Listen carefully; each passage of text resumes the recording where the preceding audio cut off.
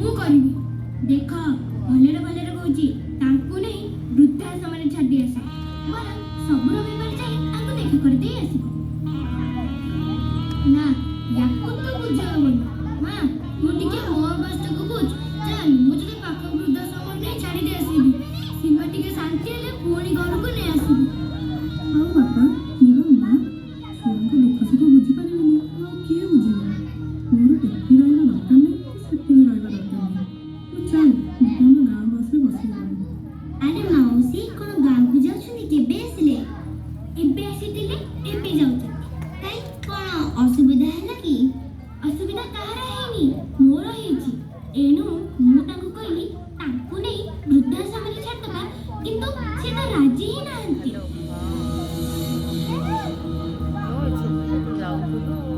କାଇଁ, ଭଲ ବୃଦ୍ଧାଶ୍ରମ ନୁହେଁ କି?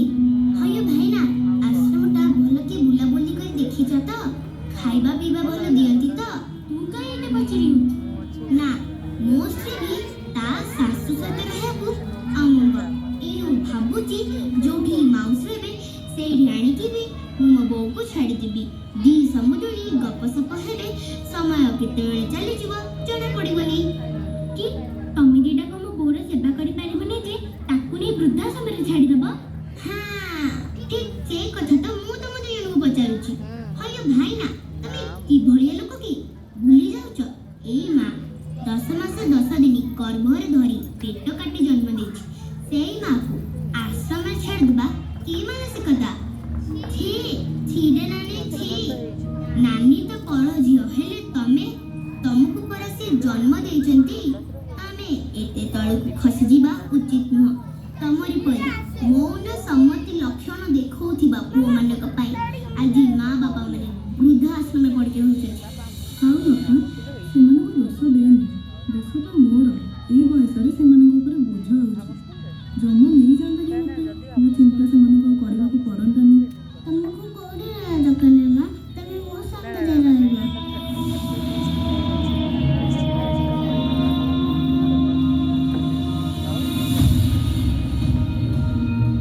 ଆମର ଭୁଲ ହେଇଯାଇଛି ବୋଉ, ଆମକୁ କ୍ଷମା କରିଦିଅ। ଚାଲ ବୋଉ, ଘରକୁ ଚାଲ ବୋଉ। ଚାଲ ବୋଉ, ଘରକୁ ଚାଲ।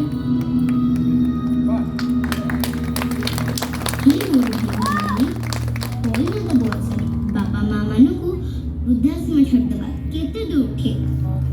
ଯେମିତି ବୁଣିବେ ସେମିତି କାଟିବେ। ଆପଣମାନେ ବିଚାର କରନ୍ତୁ।